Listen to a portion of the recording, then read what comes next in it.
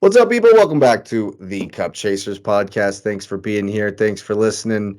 It's been a whirlwind couple of days in European football. Uh, the Marathon Men of Croatia go to yet another penalty shootout and fall just short as Spain lifts the Nations League Cup trophy, whatever it is, at this point. Um, like we said, Spain took it pretty serious. I thought Croatia took it pretty serious as well. Oh, I yeah. watched their semifinal, and Croatia still got it. Yeah. Uh, you know, A lot of kind of talent. similar to what we've seen past 6, 7 years from them, kind of grinding stuff out, man. But I couldn't imagine playing against that team. It's just so tough. It's just an absolute grind. I mean, it took Spain penalty. It took Spain, to penalties to Yeah. beat them, which is common, very common. You know what's rough about that is Croatia has literally made 50% of the last few finals and still have yet to win. Yeah, That Modric has is to coming in hurt, second. man. Oh yeah. And the thing that is even worse, and not worse in a negative way, because clearly they have quality. Their players are constantly in like continental league finals as well, Yeah. and they win there. So They just can't Yeah. bring it home to the small 10 million population of Croatia. I thought it was Yeah. less than that. I thought it was It like is. It It's is. tiny. It's It's tiny. more 5. It's But tiny. still though, they've only been a country For like as long as I've been alive.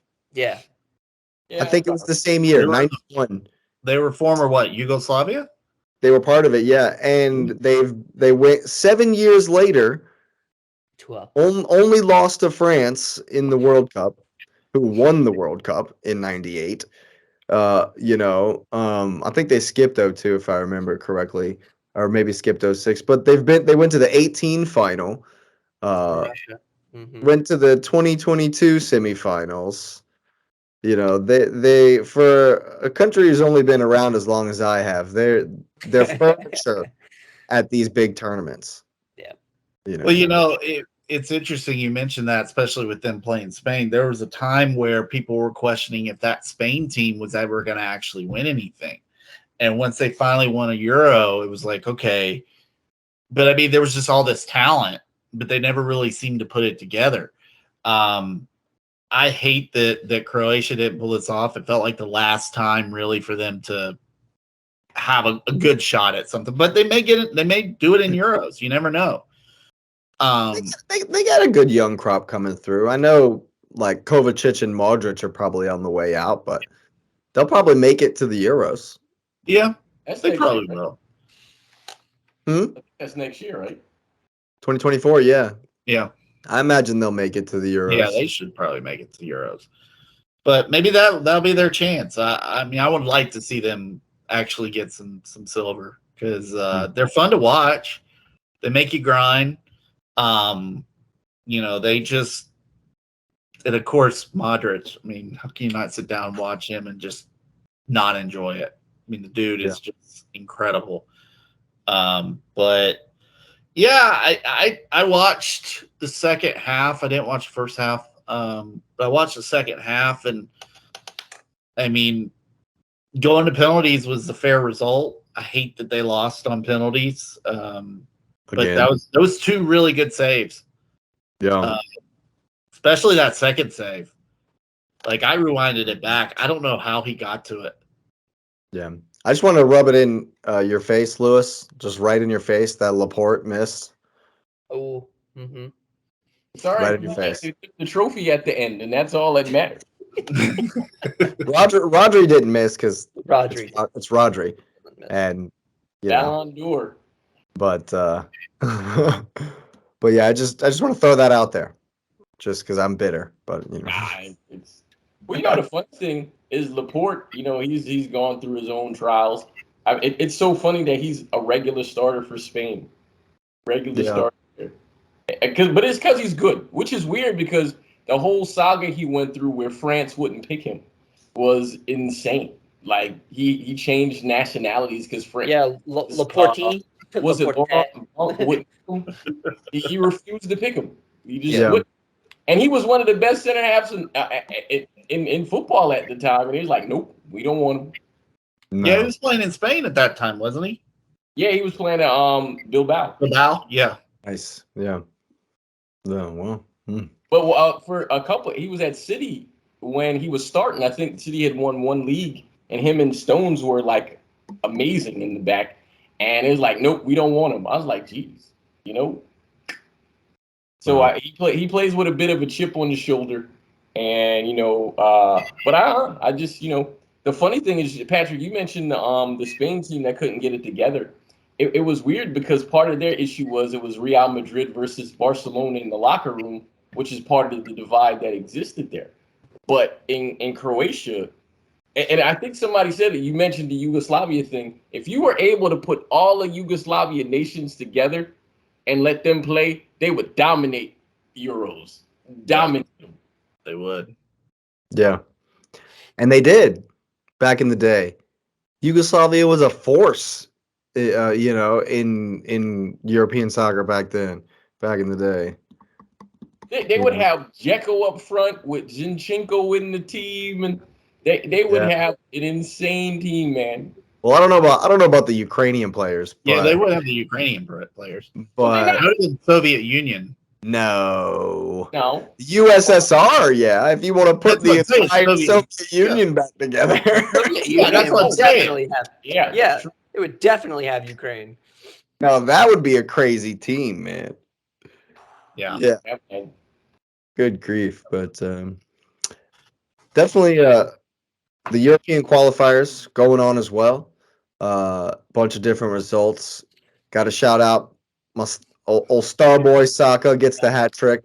Okay, it was North Macedonia, sure, but England looking strong. I didn't watch this game, but I did watch England play whoever it was the first game, where they were in total cruise control. Like they didn't really take it all that seriously. It was I can't even remember who it was. But they were up 3-0. But when England turned it on, man, it's always so weird to me. It's the same old story. When they turn it on, they're crazy. They're crazy good. Yeah, it was North Macedonia or Malta. Malta was the first Malta. one. I I watched the Malta game. Yeah, I didn't watch the North Macedonia game. By the Yeah. time I turned it on, it was already. Yeah, but just imagine like as a Malta player when you're down 3-0 at halftime, and then the Manchester City players come on. I mean, they retired. Yeah, and then Phil Foden comes on at halftime. Yeah. Jack Grealish comes on. I don't think he actually got on. I don't think Grealish actually even played. He's probably still He's drunk. probably not sober yet. Yeah. But sometimes you might think these games aren't that important, but when you look at Armenia, who Wales has struggled in international play, and they're in one of their greatest moments because they just made a World Cup, but then you can't turn around and not have any progress with, after that. Armenia beat Wales 4-2, huge result for Armenia, and then they won against Latvia as well. So I think Armenia is currently in second place in their 6 points. in their How about qualifying. Scotland? Scotland's on a run too. Yeah. They look like they're going to qualify. They beat Norway in the last 2-1? two. Yeah, but with 2 goals in like the 90th and 92nd minute or something like that. Mhm. Odegaard and Haaland were cruise control until like the very end of the game. And then they threw it away. And they threw it away. Yeah, pretty much. I don't think Kieran Tierney played, but John McGinn was like the heart of the Scotland team. And he was, from what I did watch the highlights of that when he was doing John McGinn things. We'll call out Stevie Gerrard's influence at Villa again. Yeah. John McGinn, man, I'm not a fan. He's a bit of a dirty player for me. But he looked like he had a decent game when he wasn't kicking people versus Norway. So yeah, I think Scotland has 9 points. I think they've already won. So yeah. 3 games in their group, so that's definitely big for them. I don't think I saw any other of the qualifying games. I think I was bored on Saturday morning and had the Bulgaria-Lithuania game on. And shout out Lithuania, man. I gotta shout them out because they were up 1-0, took a red card for just the kind of challenge you'd expect to see in a Lithuania-Bulgaria match in the 33rd minute or something like that. And Bulgaria scored like immediately, and then Lithuania held down a man for like 50 minutes, held it to 1-1. Wow. Got the point at home. I don't think we'll see either of those teams in the Euros, but worth the shout out for getting the hold with the red card. There you go. When you're bored on a Saturday morning, it's 8:00 in the morning. That's So let's Jonesing see. already. It's only been 3 weeks from Premier League. I'm jonesing already. just tap. Today was match day 4 of 10. Of the Euros? Yeah. Finland beat San Marino 6-0. Turkey beat Wales 2-0. Wales got a red card. A lot of big scores today. Good job. Ireland beat Gibraltar 3-0. Sure. You might expect Slovenia, that. Denmark was a draw. France won 1-0, which I think Mbappe got his 54th goal, which is a French record. Yeah, it was a penalty kick. Already? So Dude, tomorrow, actually, Already He's he's a tied with champion. French, but already? Yeah, dude. Griezmann got kicked in the face. It was a game, man. He's France's all-time highest goal scorer now at 23. I'd have Is to that what look. I know he got a Giroud French is record. still- I think he has I think most Giroud's goals still- in a season. I think Okay. Giroud's still on top of that Yeah, one. I think he got most goals in a season. I was gonna say, dude, already? Yeah. Yeah, but he's Tomorrow's definitely interesting. that He's gonna catch it. Yeah. There's He's some gonna blow there's some that fun record. ones tomorrow.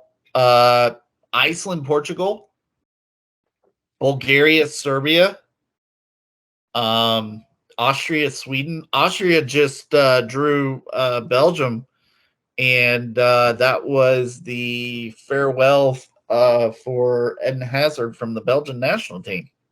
Oh wow. Yeah. Yeah. The game before that, actually, for Belgium, Romelu Lukaku, believe it or not, with a banger to save the game 1-1. Andy had the Can't win arm games. and had the armband, which I find a very interesting choice. Did you hear about the argument about that? No. So there was an issue where Courtois got mad about that because I think it was Hazard and then De Bruyne was the captain, and because De Bruyne and Hazard weren't there, Courtois expected to be given the Assumed. armband, Sure. and they gave it to Lukaku, and reports are he got upset about that. Of course he did. Well, how about don't cheat on your teammate or don't steal your teammate's girlfirl? So you don't have first the of all, captain that band material in you there, bro. You're not a teammate, bro. He broke bro code. He never gets the armband for the squad. Period. What's this? Courtois stole Kevin De Bruyne's girlfriend and then moved her back to Spain, and like there's a whole thing. It's like a whole thing. But He doesn't De deserve the Bruyne ban. He came broke up, bro code. obviously, because his current wife is more physically attractive and probably Yeah, he was a and the other one, so he won in other that. one. Yeah, true. Yeah, I true, think De true. Bruyne is gonna be just fine with Yeah, I this, think it'll be fine. with all his trophies. Yeah, he'll be good. Courtois got a I cabinet. mean, Courtois has trophies too now. I was about to say, Yeah, he's got this a is true. cabinet. You can't throw him out Yeah. there. He has trophies. That's too. fair. That's fair. That's fair. I'll give you that. Never 3 in a Tebow, season though. Tebow's a Never 3 in monster. season. Tebow's a monster. That's for sure. But yeah, it's a thing. It's a Well, Euros coming up next summer. can't wait. Can't wait. That'll be fun. Should be a lot of fun. It will. Can't wait. Next summer is gonna be crazy. You Yeah. got Euros, you got Copa America, you also got the Olympics. They Oh, always, yeah, the all Olympics. three of those always come together because in 2016, I distinctly remember I may or may not allegedly have had a bookie who was willing to give me lines on all three at the same time.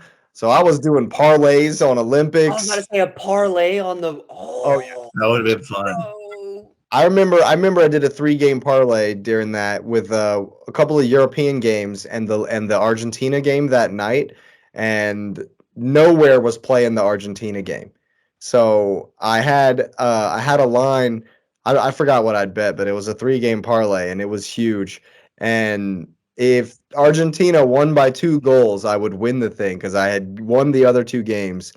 And I was in a TGI Fridays by myself. By yourself. And been there. I had to have them change the TV. And so I'm sitting at the bar and I'm like looking at the TV across the way, no one else is watching, and No. Messi didn't even start the game. I was like, no, no. But he comes on. It's Argentina's up 1 goal, and I need them to win by 2. And Messi comes on in the 89th minute and hits a free kick, and I win my bet. And I'm flipping out in a TGI Friday, screaming, Messi, Messi. Messi, Messi. People are like, what is wrong with Wrong you? with this guy? I mean, what is wrong with him? So I'm very well versed with the Copa America and Euros lining up. With the Olympics, it's a lot of fun. It's gonna be a lot of fun next summer, and Yeah. we're as excited about it. Looking forward to it like we are. Go ahead and smash the likes, subscribe to the channel, and get that notification bell on. We'll be back real soon.